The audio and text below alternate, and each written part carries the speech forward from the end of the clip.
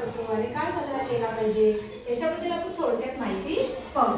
आता गुढीपाडवा काल हा सण होता, तर या सणानिमित्त आपल्याला शासकीय सुट्टी होती है ना. तुम्ही हा सण खूप छान प्रकारे साजरा केला.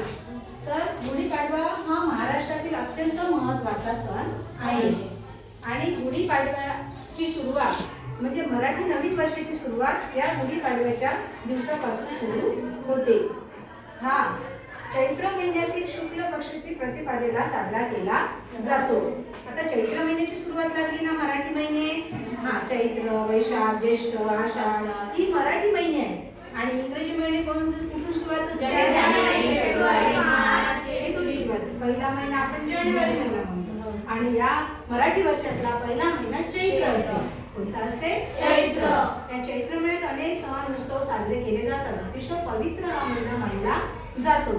आता चैत्र महिन्यात शुक्ल पक्षातील प्रतिपदेला हा गुढीपाडवा सण आपण साजरा करतो. त्या दिवशी हा सण येतो.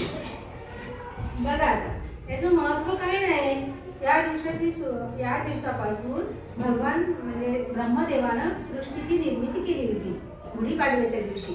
दुसरं महत्त्व आहे की राम जे वनवासात गेले ते 14 वर्ष ते त्या दिवशी परत आले आणि लोकांनी प्रत्येक घरोघरी एक आनंद म्हणून आनंद झाला सगळ्यांना आणि मग त्यांनी गुढी उभारली. एक महत्त्व आहे त्याचं.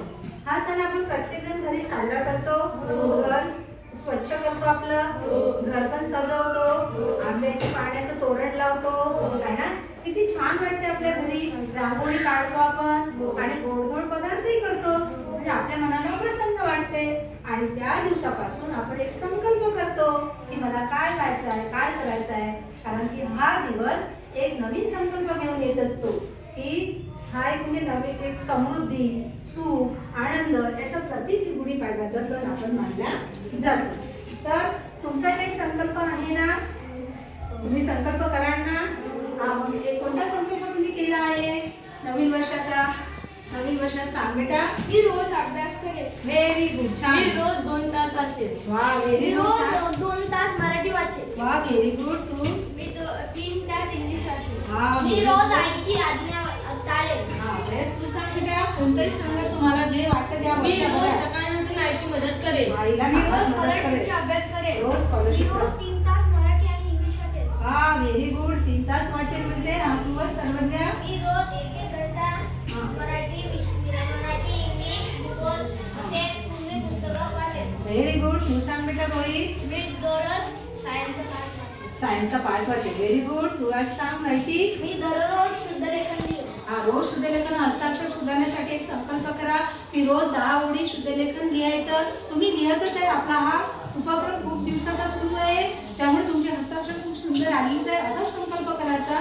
संकल्प करणे म्हणजे ते काम नियमित आणि जबाबदारीने पार पाडणे होय है ना. नियमित आणि रोज प्रामाणिकपणाने आणि जबाबदारीने ते काम करणे म्हणजे संकल्प करणे होय. जर हा संकल्प तुम्ही खरोखर वर्षभर चांगला केला तुम्ही नक्कीच यशस्वी व्हाल आणि तुम्हाला एक प्रेरणा मिळेल याच्यातून की आपण चांगलं काहीतरी करू शकतो. सांग नैतिक, तू काय करणार? हा, शुद्धलेखन. व्हेरी गुड, शाबास. सांग. मी दररोज स्वाध्याय लिहीन. स्वाध्याय लिहिल तू बेटा. मी दररोज दैनिक वृत्तपत्र वाचेन. दैनिक पत्र. तू आराध्या सांग तुझा संकल्प. हा, सगळ्या मुलांनी संकल्प केलेला आहे आणि मी सुद्धा एक संकल्प करणार आहे. रोज 2 तास मी अवांतर वाचन करेल. समजा न्यूजपेपर आहे, कथा आहे, कथाकथन आहे, इतरही गोष्टी आहेत, मी रोज वाचन त्याचं करेल. हा एक मी संकल्प केला.